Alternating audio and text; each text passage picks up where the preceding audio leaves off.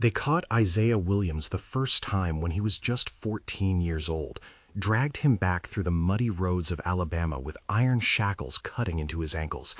But what those slave catchers didn't understand was that every capture only taught him how to run smarter.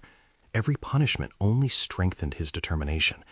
Every chain they wrapped around his body only proved that the one thing they could never truly bind was the fierce hunger for freedom burning in his mind. Over the next 12 years, Isaiah would attempt to escape 7 times, would endure brutalities designed to break the strongest adults, would challenge every handler who claimed ownership over his life, and would ultimately prove that the human spirit's refusal to accept permanent bondage was more powerful than any system of oppression built to enforce it.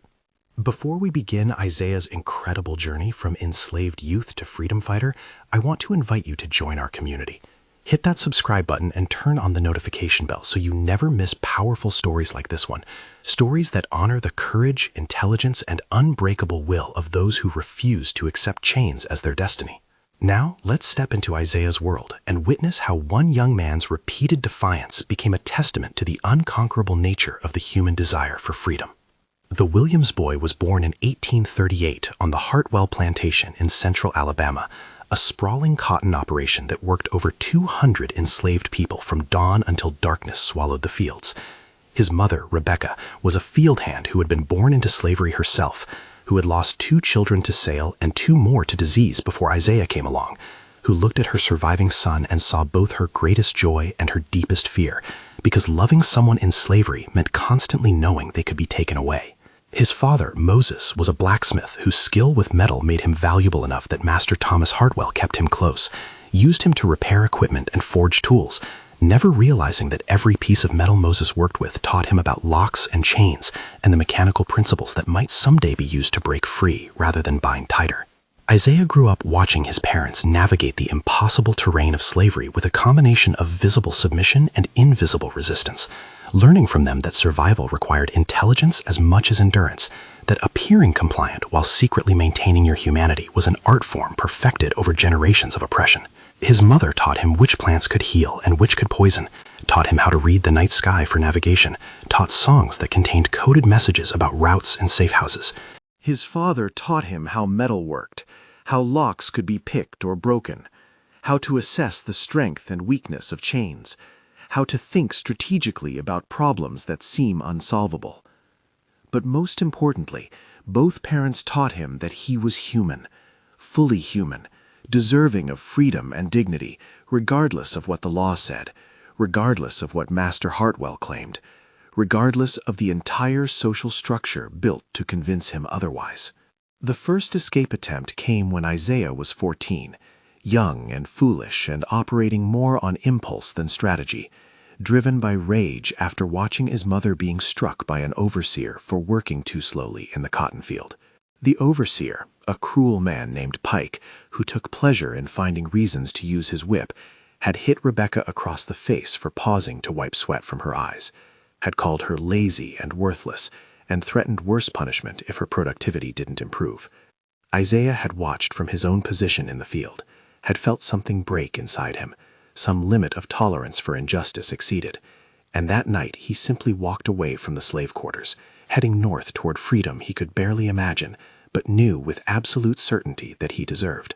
He made it perhaps 20 miles before the slave catchers found him, professional hunters with trained dogs who tracked fugitives for a living, who were paid well for returning human property to their owners. Isaiah ran when he heard the dogs baying in the distance, crashed through forests and waded through streams, used every trick his parents had taught him about hiding scent and covering tracks.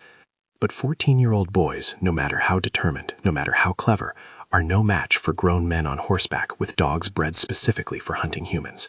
They cornered him in a ravine where he had nowhere left to run, where the only choices were surrender or fight, and Isaiah chose to fight, grabbed a fallen branch and swung at the nearest slave catcher with all the fury of a child who understood for the first time that his life would be defined by running or submitting, by fighting or dying inside. The beating he received for that resistance was savage, designed not just to subdue him, but to teach him that fighting back would always result in pain far worse than simple compliance. They dragged him back to Hartwell Plantation with chains on his ankles and wrists, made him walk the final miles so that other enslaved people could see what happened to runaways, could witness the consequences of attempting to claim freedom without permission. Master Hartwell was waiting at the plantation entrance, his face showing not anger but disappointment, as if Isaiah had betrayed some unspoken contract by trying to escape. "Boy, I've treated you well," Hartwell said, and the delusion in that statement would have been funny if the situation weren't so dire. "Fed you, clothed you, kept your family together." And this is how you repay me? By running off like some ungrateful animal? The punishment was 20 lashes delivered in front of the assembled enslaved population, designed to deter others from similar attempts, designed to make Isaiah's body a warning written in scars and blood. He was 14 years old, a child by any reasonable measure, but slavery recognized no childhood for black people, saw them as property from birth, as tools to be used and disciplined as necessary to maintain productivity.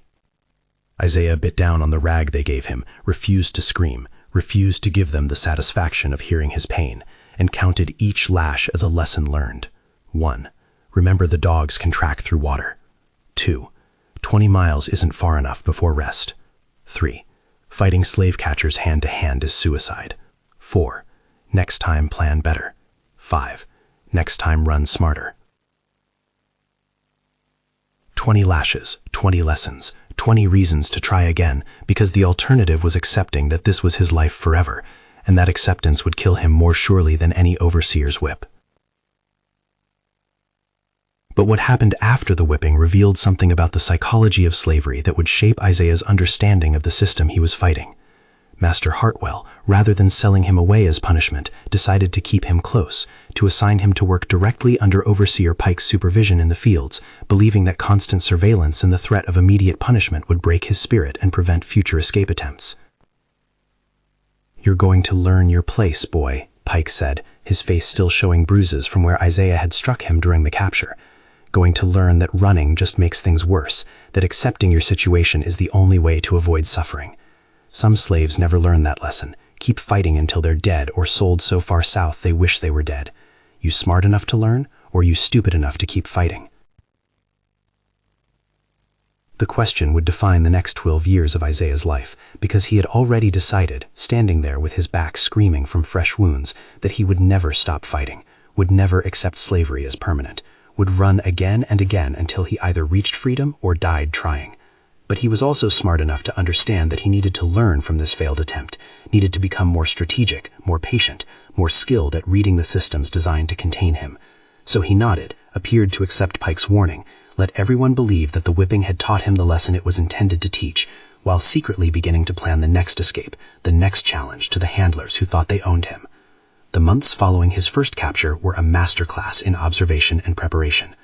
Isaiah worked in the fields under Pike's constant supervision, appeared compliant and broken, but his mind was constantly cataloging information, the patterns of patrols, the schedules of overseers, the locations where surveillance was weakest, the times when escape might be most feasible. He talked to older enslaved people who had attempted to run, learned from their failures and their near successes, absorbed every piece of information about the Underground Railroad, about routes north, about the conductors who helped fugitives escape. He learned that successful escape required not just courage, but careful planning, required resources and connections and timing, required understanding the entire system well enough to exploit its weaknesses.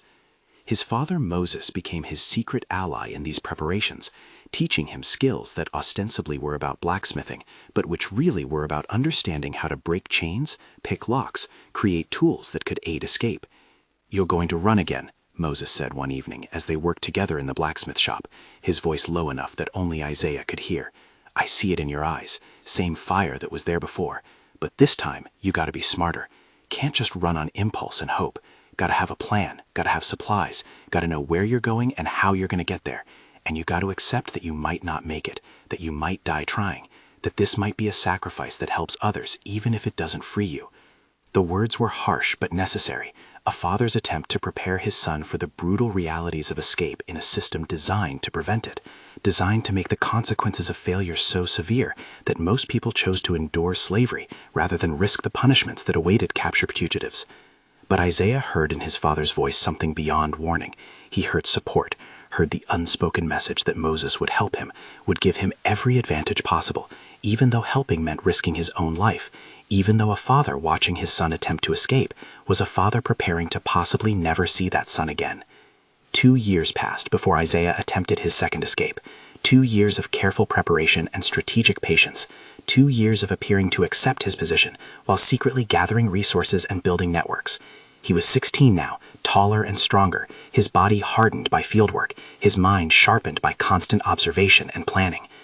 This time he didn't run alone, but took with him 2 other young men, Nathan and Jacob, who were equally determined to seek freedom, equally willing to risk everything for the chance to claim their own lives.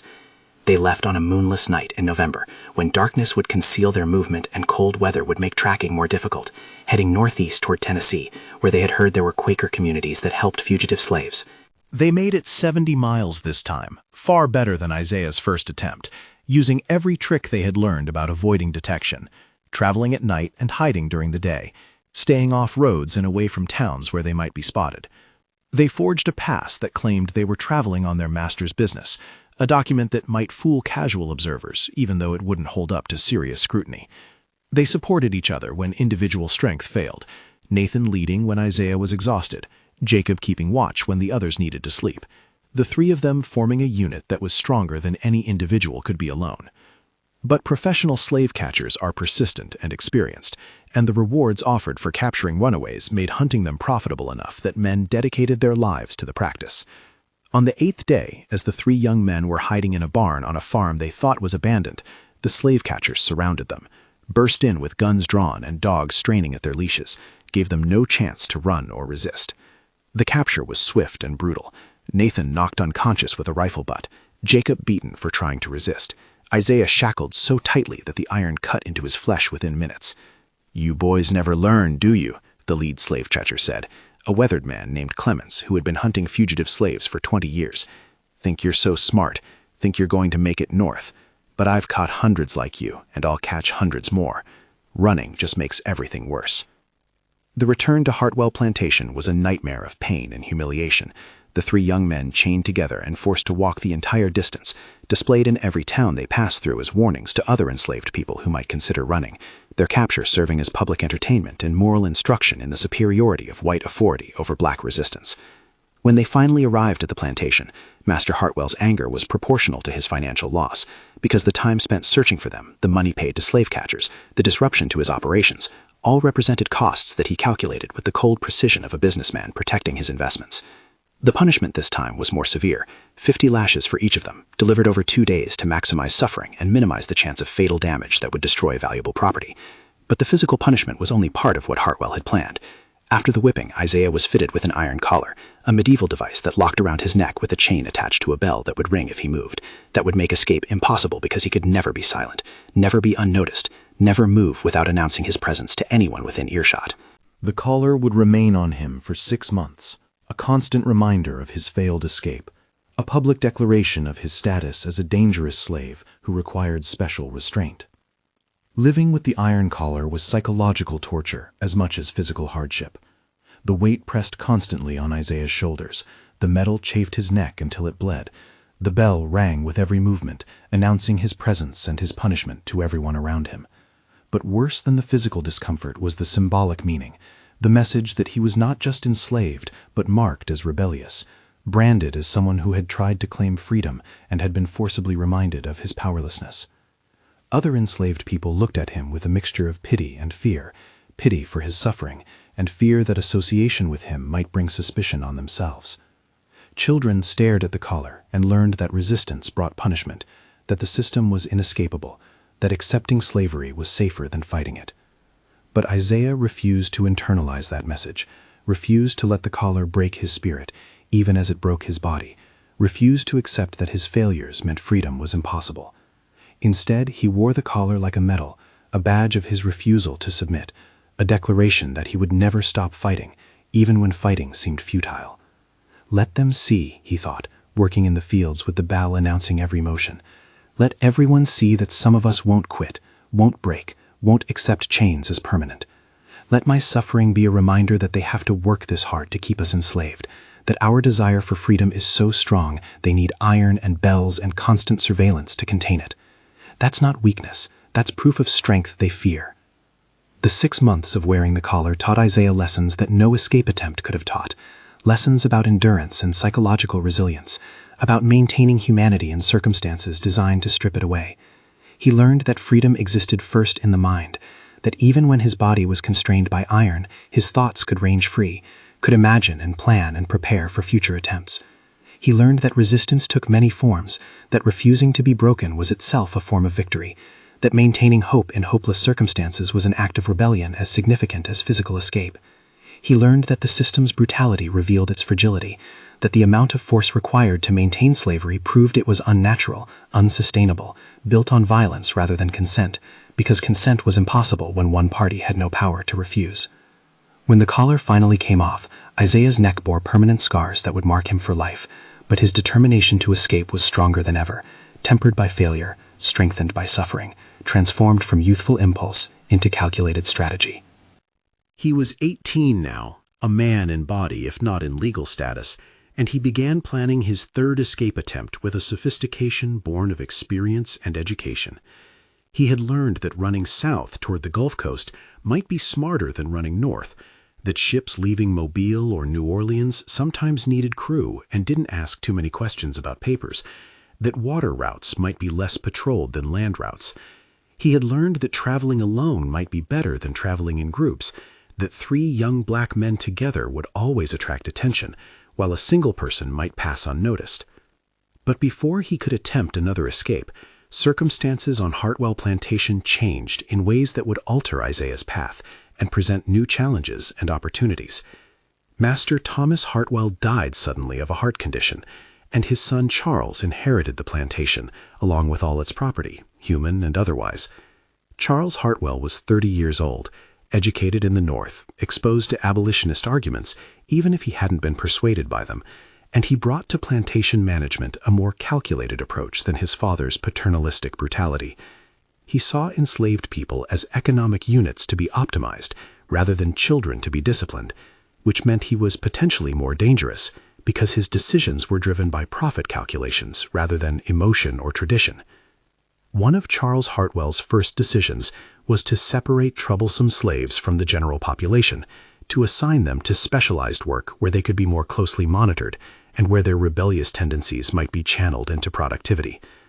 Isaiah was assigned to a road gang, a group of enslaved men who were rented out to build and maintain the roads that connected Alabama's plantations and towns, who worked under conditions even more brutal than field labor, who were supervised by overseers whose cruelty was legendary, even in a system built on cruelty. The road gang was where masters sent enslaved people they wanted to break completely, where the work was so hard and the conditions so terrible that most people either died, were permanently disabled, or had their spirits crushed beyond repair. Isaiah arrived at the road gang camp expecting the worst and finding conditions that exceeded his darkest imaginings. The work involved breaking rocks in a quarry 12 hours a day, swinging sledgehammers until hands bled and muscles screamed, moving tons of stone that would be used to build roads for the white people's convenience, all while chained to prevent escape, all while supervised by an overseer named Dalton, who believed that enslaved people were animals that needed to be driven hard and beaten harder. Dalton was 45 years old, had spent his entire adult life managing enslaved labor on various construction projects, and had perfected a system of punishment and intimidation that kept workers terrified and compliant. He carried a whip that he used freely, struck men for working too slowly or for working too fast if he thought they were showing off, found reasons to inflict pain simply because he enjoyed the power it gave him. But the road gang also brought Isaiah into contact with people from multiple plantations, with men who had attempted escape and been captured, who had information about routes and safe houses, who had learned lessons from their own failures that might help him succeed. One man in particular became Isaiah's mentor and friend, an older enslaved man named Joshua, 45 years old, who had attempted to escape 5 times over his life, had been captured every time, but had never stopped believing that freedom was possible, never stopped planning for the next attempt. Joshua had scars on his back that told the story of his resistance, had brands on his cheeks marking him as a chronic runaway, had lost fingers to frostbite during one winter escape attempt that had almost succeeded before capture dragged him back. "You're thinking about running again," Joshua said to Isaiah one evening, as they sat in the rough barracks where the road gang was housed, their bodies aching from another day of breaking rocks. "I can see it in your eyes. Same look I see in the mirror every morning. But you gotta understand something, young brother. Escape isn't just about running. It's about timing, about preparation, about having the right circumstances align so that your chance of success is better than your chance of capture. I failed 5 times because I ran when conditions weren't right, when I didn't have enough information or resources, when desperation made me careless. You want to succeed? You gotta wait for the moment when everything comes together, when the odds shift enough in your favor that the risk is worth taking." The advice was sound, born from decades of experience and failure, but it also required patience that Isaiah wasn't sure he possessed, required accepting months or years of continued slavery while waiting for optimal conditions that might never arrive. "How long you been waiting?" Isaiah asked, his voice heavy with the weight of someone who had already spent 4 years planning and attempting escape since his first failed try at 14. "How long before the right moment comes?" Joshua was quiet for a long moment, and when he spoke, his voice carried the weariness of a man who had fought too long against odds too overwhelming. "Maybe it never comes," he admitted. "Maybe I've been telling myself that story because accepting that I'll die in chains is too hard to face. But I'd rather die believing freedom is possible than live having accepted it's not. That's the choice we got, Isaiah. Die fighting or die submitted. At least if we die fighting, we die human." The philosophy resonated with something deep in Isaiah's soul, crystallized his own feelings about resistance and resignation, about the importance of maintaining hope even when hope seemed irrational. He had been enslaved for 20 years, had attempted to escape twice and failed both times, had endured punishments designed to break him, had worn an iron collar that announced his rebelliousness to anyone who saw him. By any rational calculation, he should give up, should accept that escape was impossible, should focus on surviving slavery rather than fleeing it.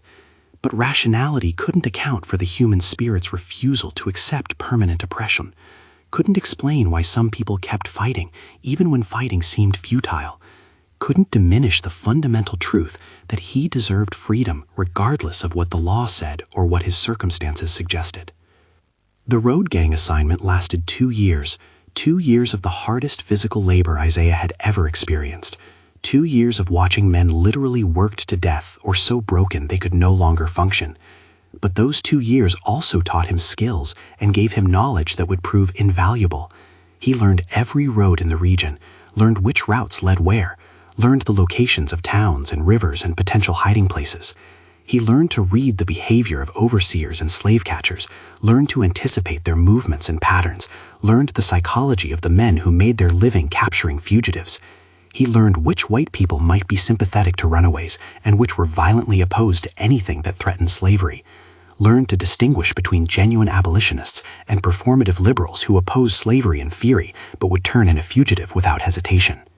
And he continued planning, always planning, storing information like a squirrel stores nuts for winter, preparing for an escape attempt that might not come for months or years, but which would eventually come, because giving up was not an option he could accept. He learned that a conductor for the Underground Railroad operated out of a church in Montgomery, learned the specific phrases and signals that would identify him as a fugitive in need of help, learned about safe houses along the route to Tennessee and beyond. He learned which stars to follow, which plants could provide food, which streams were shallow enough to wade through to hide his scent from tracking dogs. Every piece of information was cataloged, memorized, turned into part of a comprehensive strategy that would give him the best possible chance when the moment finally came. The moment came in the spring of 1858, when Isaiah was 20 years old, when a combination of circumstances aligned to create an opportunity that might not come again. The road gang had been moved to a work site near Montgomery, close to the church where the Underground Railroad conductor operated, close to the river that could provide a water route away from the area, close to forests that could provide concealment. The overseer Dalton had been drinking heavily, his attention divided between managing the work crew and dealing with personal problems that made him less vigilant than usual. And Joshua, his mentor and friend, had fallen seriously ill, was dying from a lung infection contracted during 2 years of breaking rocks in all weather, was in his final days, and using his remaining strength to encourage Isaiah to seize this opportunity. "Don't wait for me," Joshua whispered from his pallet in the barracks, his breath rattling in his damaged lungs. "Don't let my dying become an excuse to delay. You got a chance right now, conditions you've been waiting for, moment when everything aligns right. You take it, you run, you make it to freedom if you can, and you live big enough for both of us. That's how you honor me. Not by staying and watching me die, but by going and proving that freedom is possible, that all our fighting and planning and suffering wasn't for nothing. The decision was made in that moment, crystallized by Joshua's blessing and the alignment of circumstances that might never align again. That night, after the road gang had been locked in the barracks and the overseers had retired to their own quarters, Isaiah used the lockpicking skills his father had taught him years ago to open his chains, used the cover of darkness to slip away from the camp, used everything he had learned during 6 years of failed attempts and brutal punishments to begin what would be his most carefully planned and executed escape attempt yet. He moved through the night like a ghost, avoiding roads and populated areas, heading toward Montgomery and the church where help awaited if he could reach it without being discovered. The journey to Montgomery took 3 nights of careful travel, 3 days of hiding in forests and abandoned buildings, 3 periods of sustained terror that he would be discovered before reaching help. Isaiah moved with a caution born of experience, using every trick he had learned about avoiding detection, leaving false trails that would misdirect trackers, traveling through water when possible to hide his scent, staying alert for any sign of patrols or slave catchers. On the 3rd night, he reached the outskirts of Montgomery, found the church he had been told about, waited in the shadows until he could approach without being seen by anyone except the person he needed to find. The conductor was a free black man named Samuel, a barber who used his shop as a cover for Underground Railroad activities, who had helped dozens of fugitives reach the North, who risked his own freedom every time he provided assistance, but who believed that fighting slavery was worth any personal risk. Samuel took one look at Isaiah and understood immediately what he was seeing. A young man who had clearly endured brutal treatment, whose body bore the scars of resistance, whose eyes burned with determination that transcended his obvious exhaustion and fear. "You're safe here," Samuel said quietly, leading Isaiah into a hidden room beneath the barber shop. "Safe for now, anyway. But Montgomery's dangerous. Lots of slave catchers operating here. Lots of people watching for runaways. We need to move you quickly, get you on to the next station before anyone realizes you're in the area." The Underground Railroad network that Samuel was part of had evolved into a sophisticated operation, with established routes and safe houses, with passwords and signals that identified fugitives and conductors, with a communication system that could warn of danger or coordinate movements across state lines. Isaiah learned that his journey to freedom would require multiple stages, multiple stops at safe houses, multiple transfers between conductors who each knew only their small piece of the network, so that capture of one person couldn't compromise the entire operation. He would travel from Montgomery to Huntsville, from Huntsville to Nashville, from Nashville to Louisville, and eventually to Cincinnati, where he would cross into Ohio and reach the relative safety of free territory. But the journey that sounded straightforward in explanation was terrifyingly complex in execution. At each stage, Isaiah had to trust people he had never met, had to believe they would help rather than betray him, had to accept that any of them might be discovered, and that his capture would mean not just his own return to slavery, but also the destruction of everyone who had helped him. The trip from Montgomery to Huntsville took 2 weeks, hidden in wagons under false floors, traveling only at night, constantly on edge for the sounds that might mean discovery and capture. The conductor who transported him was a white Quaker named Thomas, who explained that he opposed slavery on religious grounds, believed it was a sin against God's creation, was willing to risk imprisonment to help fugitives, despite the tremendous personal cost if caught. At Huntsville, Isaiah stayed for a week in the home of a freed black family who operated a station on the railroad, who had purchased their own freedom years earlier and now dedicated themselves to helping others achieve what they had been fortunate enough to buy. The family, headed by an elderly couple named Jacob and Ruth, treated Isaiah with a kindness and respect he had rarely experienced, fed him properly for the first time in years, allowed him to rest and heal from the physical toll of his escape, prepared him mentally for the difficult journey still ahead. "The hardest part isn't behind you," Jacob explained, his weathered face showing the scars of his own years in slavery. "The hardest part is accepting that even when you reach free territory, you're not truly safe. That the fugitive slave law means they can hunt you even in Ohio or Pennsylvania. That real freedom probably means making it all the way to Canada. You ready for that reality?" The question forced Isaiah to confront something he had been trying not to think about, that escape from slavery didn't necessarily mean escape from danger, that reaching free states was only partial victory as long as federal law required the return of fugitive slaves to their enslavers. But he had come too far, risked too much, endured too much suffering to turn back now, to accept that partial freedom was good enough. "I'm ready," he said quietly. "Been ready since I was 14 and first ran. Been preparing for 6 years, failed twice, got beaten and collared and worked half to death, but never stopped believing this moment would come. I'll make it to Canada if that's what it takes. I'll make it to freedom or die trying, but I won't go back to chains. Can't go back. Would rather die free than live enslaved. The journey continued through Tennessee, each stage bringing him closer to freedom, but also deeper into Union territory, where abolitionist sentiment was stronger, but where slave catchers also operated more aggressively, because fugitives tended to follow known routes toward free states. In Nashville, Isaiah narrowly avoided capture when slave catchers raided the safe house where he was staying, escaping only because the conductor had built multiple exit routes for exactly such emergencies, had prepared for the possibility that their operation would be discovered.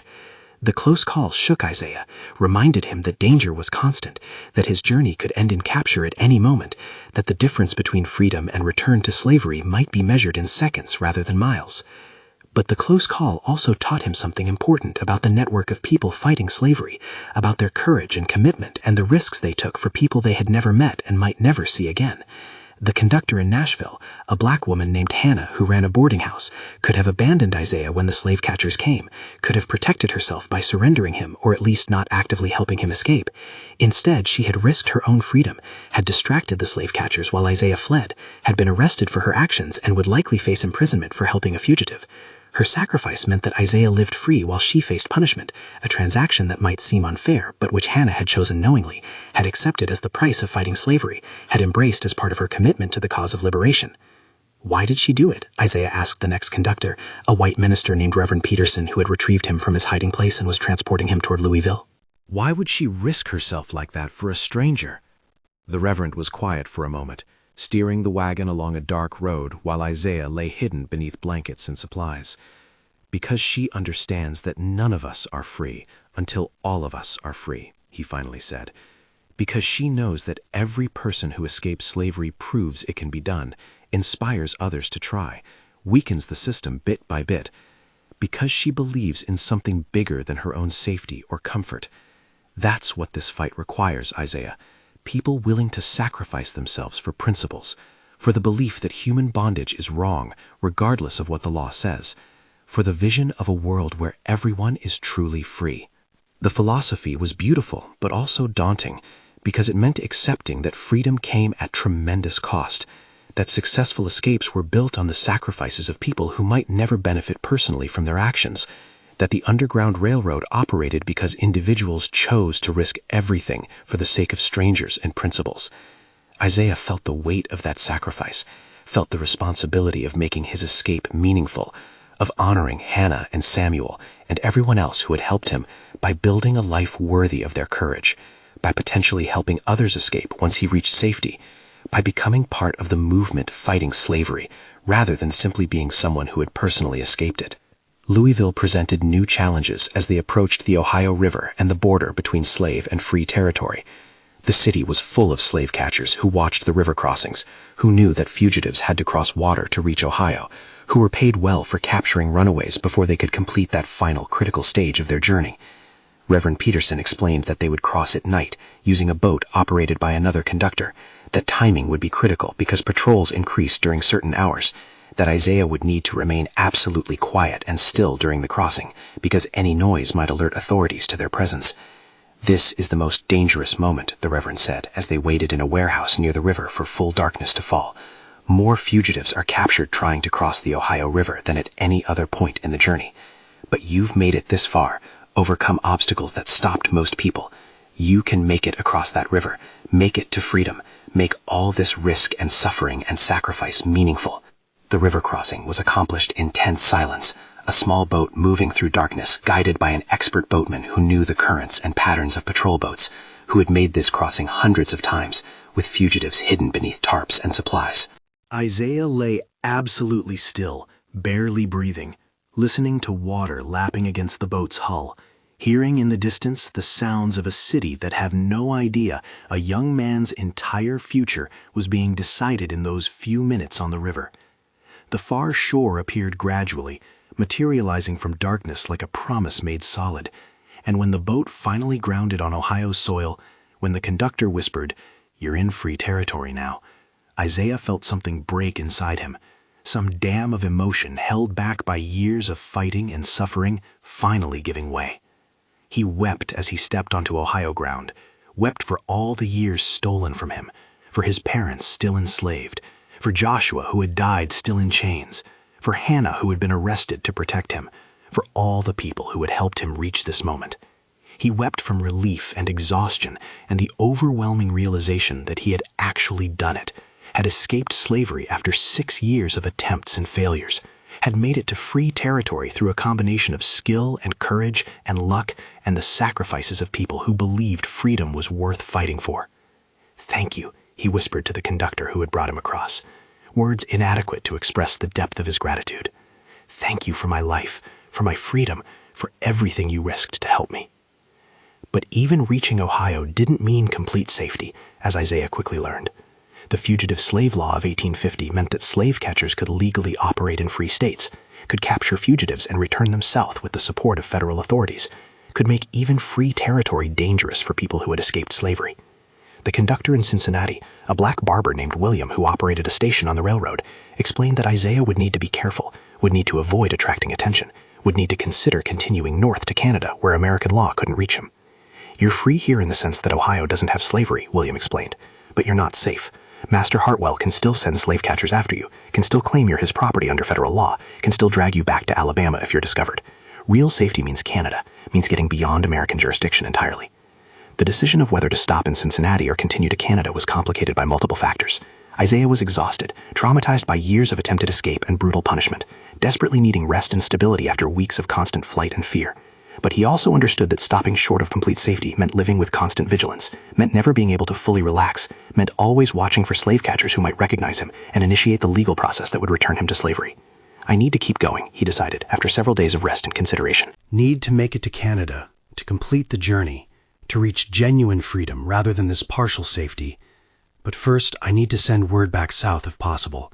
Need to let my parents know I made it. Need to help others escape if I can. William explained that the Underground Railroad had systems for sending messages back south, for coordinating escapes from specific plantations, for helping families reunite after one member had reached freedom. But he also warned that communicating with people still enslaved was dangerous, could alert authorities to Isaiah's location, could compromise the very network that had saved him. "You want to help your parents. I understand that impulse," William said carefully. "But the best way to help them might be to get yourself completely safe first, to establish yourself in Canada, to build resources and connections that might enable you to help them later. Running back south or even trying to contact them right now could get you captured, could destroy your freedom and end your ability to help anyone." The advice was sound, but also painful, because it meant accepting separation from his parents for an indefinite period, meant prioritizing his own safety over his desire to help them, meant living with the guilt of having escaped while they remained enslaved. But Isaiah also understood that getting captured after coming this far would make their situation worse rather than better, would mean he had sacrificed everyone who had helped him for nothing, would mean the torture and punishment that awaited him would be worse than anything he had experienced before, because this escape attempt had succeeded far beyond his previous tries. "I'll go to Canada," he decided. "I'll get safe, I'll establish myself, and then I'll figure out how to help them. But I won't throw away my freedom by being careless or impulsive. I learned that lesson through 2 failed escapes and years of punishment. This time, I finish what I started." The journey from Cincinnati to Canada took another month, traveling through Ohio and Michigan, staying at safe houses operated by conductors who each knew their small piece of the route, who each risked themselves to help fugitives complete this final leg of the journey to complete freedom. Isaiah saw parts of America he had never imagined, saw cities and farms and forests, saw people of different colors living together in ways that would have been impossible in the South, saw evidence that the world was larger and more varied than slavery's confined horizons had suggested. But he also saw the limits of northern freedom, saw racism and discrimination even in free states, saw that escaping slavery didn't automatically mean escaping the prejudices and power structures that had justified slavery in the first place.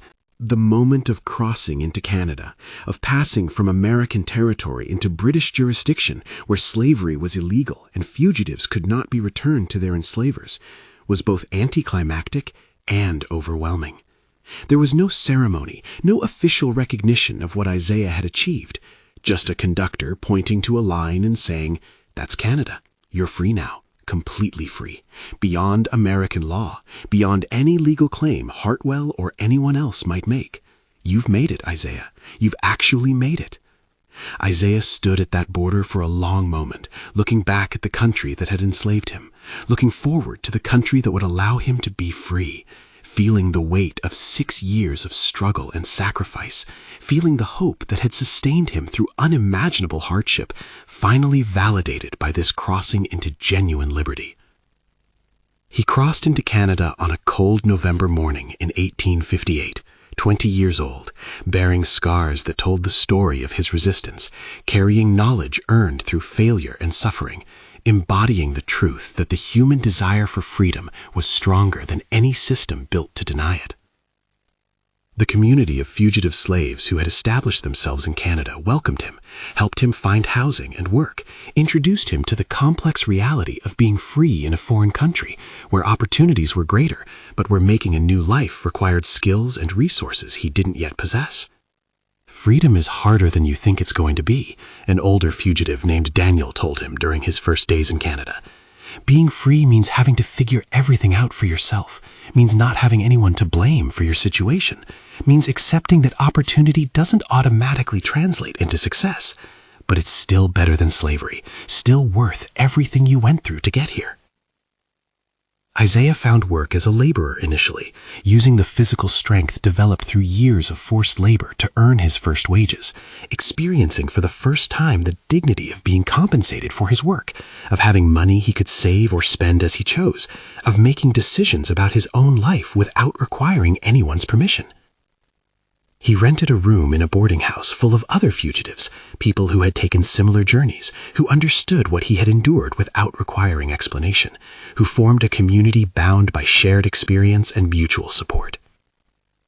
He learned to read and write properly, skills his parents had begun teaching him, but which slavery had prevented him from fully developing, discovering that education was indeed a form of power, that literacy opened doors and opportunities that remained closed to the illiterate. But Isaiah also struggled with what modern psychology would call survivor's guilt and post-traumatic stress, struggled with nightmares about slave catchers, struggled with the knowledge that he was free while his parents and so many others remained enslaved, struggled with the question of what he owed to those left behind, what responsibility came with his freedom, what he should do with the life that had been purchased through such tremendous sacrifice by so many people. "Why did I make it when others didn't?" he asked Daniel during a late-night conversation when the nightmares had been particularly bad. "What makes me special? What makes me deserving of freedom when Joshua died in chains, when Hannah was arrested, when my parents are still enslaved?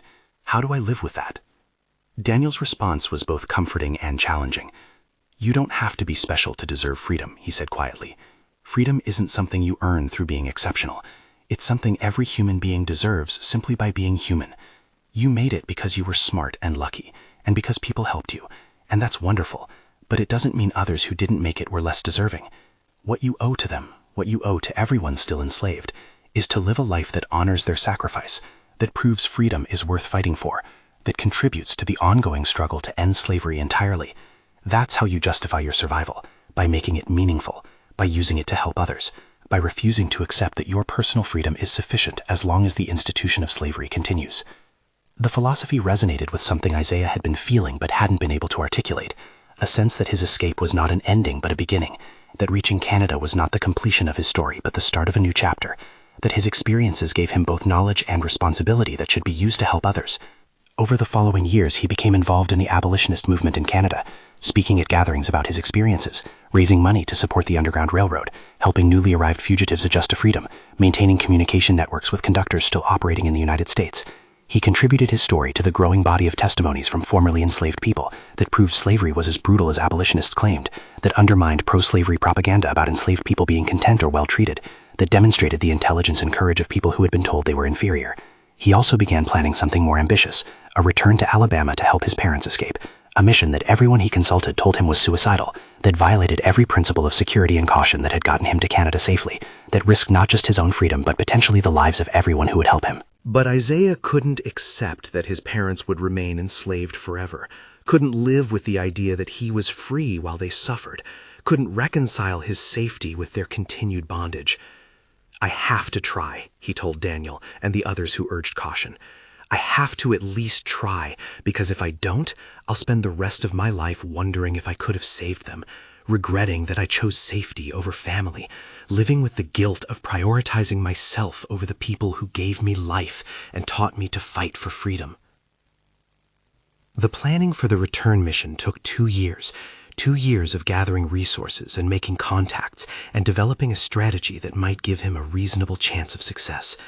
Isaiah connected with the most experienced Underground Railroad conductors, with people like Harriet Tubman, who had made multiple trips back to the South to guide people to freedom, learning from them the techniques and strategies that made such dangerous missions possible. He learned that timing was critical, that approaching his parents during harvest season, when supervision was less intense, would maximize his chances, that having multiple exit strategies planned would be essential, that accepting help from the network of conductors and safe houses would be necessary, despite his desire to handle it alone. The journey back to Alabama in the fall of 1862 was undertaken during the chaos of the Civil War, when the Confederate South was preoccupied with military matters, and when the disruption of normal social patterns created opportunities for precisely the kind of infiltration Isaiah was attempting. He traveled with false papers, identifying him as a free black man from New Orleans working as a courier, a cover story that allowed him to move through Confederate territory without immediately arousing suspicion. The trip took weeks, retracing the route he had fled years earlier, seeing how the war had changed the South, how the certainty of slavery's permanence was giving way to fear that the entire system might collapse if the Union won. Reaching Hartwell Plantation was both familiar and alien.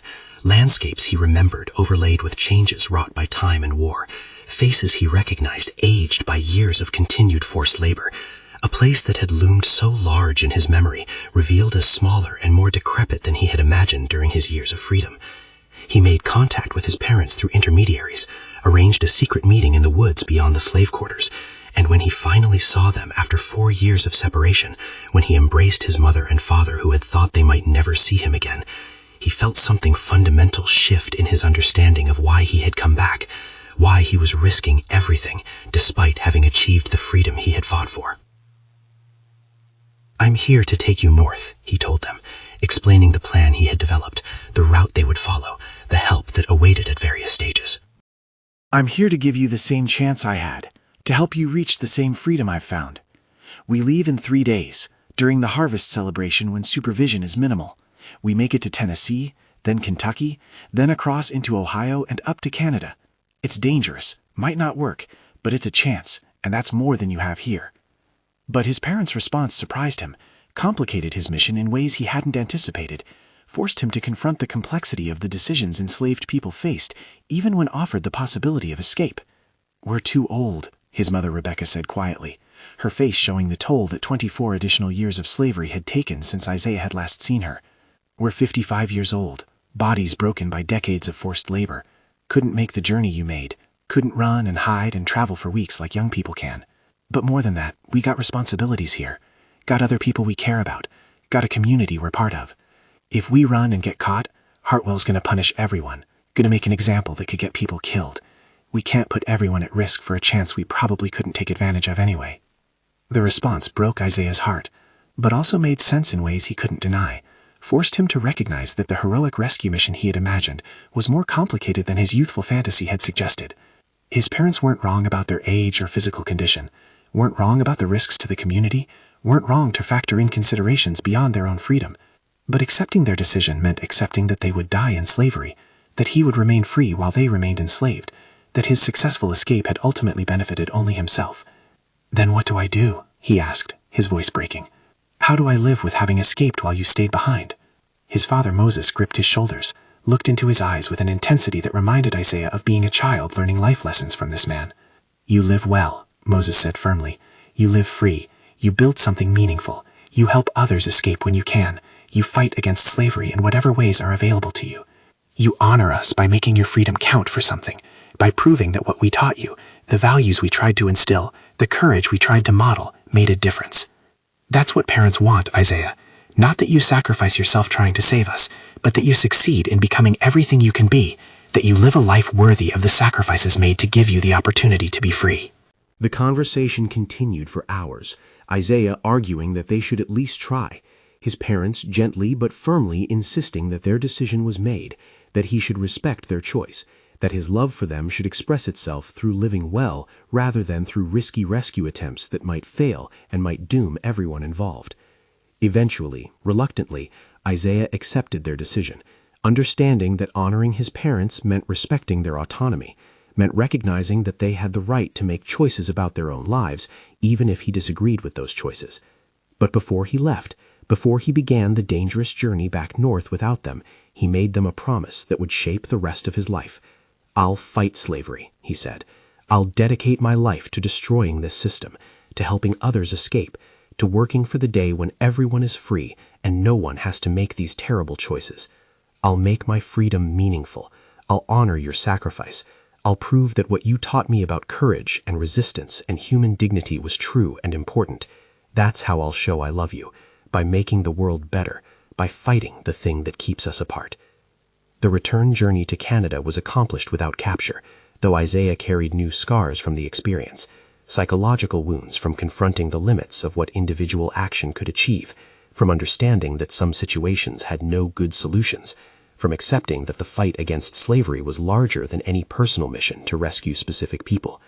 But his commitment to that larger fight was strengthened by the journey, by seeing firsthand how the Civil War was disrupting slavery, by witnessing the fear in slaveholders' faces as they contemplated the possibility that their entire social system might collapse, by talking to enslaved people who were preparing for freedom, who were learning to read and plan and imagine lives beyond bondage, because they understood that change was coming, even if its exact form remained uncertain. Back in Canada, Isaiah threw himself into abolitionist work with renewed intensity, raising money for the Underground Railroad, helping newly arrived fugitives, corresponding with conductors and supporters across the North, speaking at gatherings about his experiences and about the urgency of ending slavery immediately rather than through gradual or compensated emancipation schemes that would leave millions of people in bondage for additional years or decades. He became known as a powerful speaker, someone whose personal experiences gave weight to arguments about slavery's brutality, whose evident intelligence contradicted racist claims about black inferiority, whose success in reaching freedom inspired others to attempt the same journey. When news of the Emancipation Proclamation reached Canada in 1863, Isaiah wept with joy and frustration. Joy that slavery was finally being dismantled through federal action. Frustration that it had taken a war and more than 2 centuries of resistance to reach this point. Frustration that even the proclamation was limited, applying only to Confederate states and leaving slavery intact in border states and areas under Union control. But he also understood that the proclamation represented a fundamental shift, made the Civil War explicitly about slavery, transformed the conflict from a war to preserve the Union into a war of liberation that would reshape American society. The end of the Civil War and the passage of the 13th Amendment abolishing slavery throughout the United States meant that Isaiah could return to Alabama legally, could see his parents as a free man visiting free people rather than as a fugitive visiting enslaved people at tremendous risk. He made the journey in 1866, traveling openly on trains and riverboats, experiencing the surreal situation of returning to places where he had been enslaved and hunted, where he had been tortured and collared, now as a citizen with rights that had to be legally respected. The reunion with his parents, both of whom had survived the war, both of whom were adjusting to the new reality of being free after spending their entire lives in slavery, was emotional beyond words. A moment of joy tempered by awareness of all the years stolen from them, all the suffering that could never be undone, all the people who hadn't survived to see this liberation. But Isaiah also saw that legal freedom didn't automatically translate into practical freedom, that formerly enslaved people faced enormous challenges in building new lives, that white Southerners were developing new systems of oppression to replace the slavery they had lost. He saw sharecropping arrangements that bound people to the land almost as effectively as slavery had bound them, saw black codes and labor contracts designed to restrict movement and opportunity, saw violence against freed people who tried to exercise their new rights, saw the beginnings of what would become Jim Crow segregation and systematic disenfranchisement. The fight he had dedicated his life to was far from over, was entering a new phase that would require different strategies, but the same determination that had characterized the fight against slavery itself. Isaiah spent the rest of his life working for genuine freedom and equality, helping freed people establish schools, fighting for political rights, documenting the history of slavery and resistance so that future generations would understand what had been endured and overcome, raising his own children to understand their history and their responsibility to continue the struggle. He lived to see the promise of Reconstruction betrayed, to see the federal government abandon freed people to the mercy of unreconstructed white Southerners, to see many of the gains of emancipation rolled back through violence and legislative maneuvering. But he also lived to see formerly enslaved people establish communities and institutions, to see them educate themselves and their children, to see them claim space in American society despite overwhelming opposition. He died in 1915 at age 77, having lived more than half his life in freedom, having witnessed slavery's destruction and the beginning of new fights for equality and justice. His funeral was attended by people whose lives he had touched, by formerly enslaved people he had helped, by conductors he had worked with on the Underground Railroad, by children and grandchildren who carried his legacy forward. They spoke of his courage in attempting escape at 14, of his resilience in surviving brutal punishments, of his intelligence in learning from failures and ultimately succeeding, of his commitment to helping others after he reached freedom, of his understanding that personal liberation was incomplete as long as systemic oppression continued. Isaiah Williams taught us that freedom must be fought for in every generation, one speaker said at his funeral. He taught us that the chains we can see are not the only chains that bind us, that the fight for liberation is never finished, that courage and intelligence and determination can overcome even the most brutal oppression, but that victory requires constant vigilance and sustained effort. He escaped slavery not once but many times, because every time he helped someone else escape, every time he challenged systems of oppression, every time he insisted on his full humanity and the humanity of all people, he was escaping again, was breaking chains again, was proving again that the human spirit cannot be permanently enslaved. As we reflect on Isaiah's extraordinary life, we must recognize that his story is both historical and contemporary, both about the specific brutality of chattel slavery and about the universal human struggle against oppression in all its forms.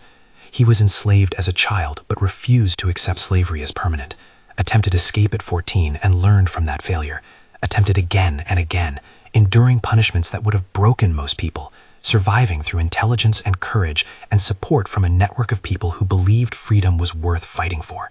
His ultimate success came not just from reaching Canada, but from making his freedom meaningful, from using his experiences to help others, from fighting against slavery and its legacies for his entire life.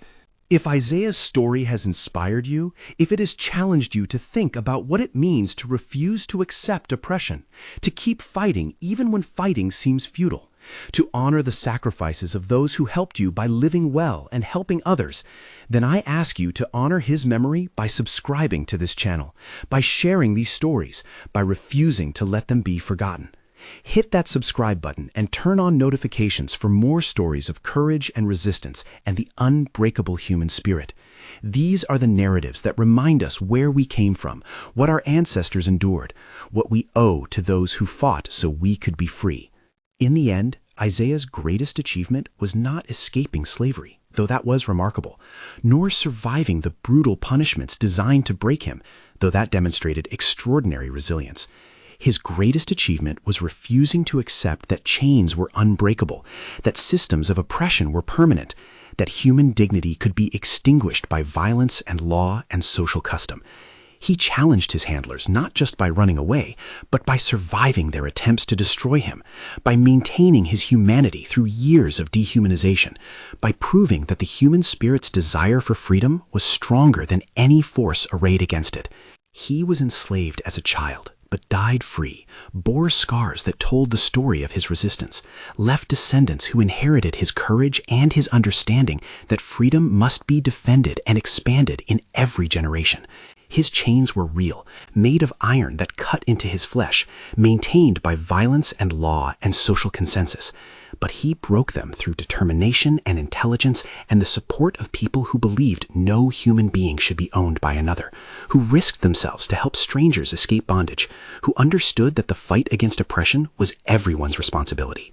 Isaiah Williams, born into slavery but refusing to die in it, attempting escape at 14 and trying again and again until he succeeded, surviving torture and wearing scars as badges of resistance, making it to freedom and then dedicating his life to helping others reach the same liberation. His story is our story. His fight is our fight. His victory is our inspiration.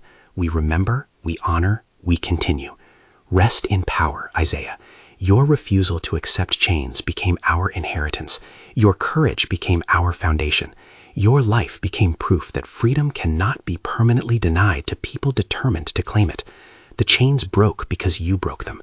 The system fell because people like you refused to accept it.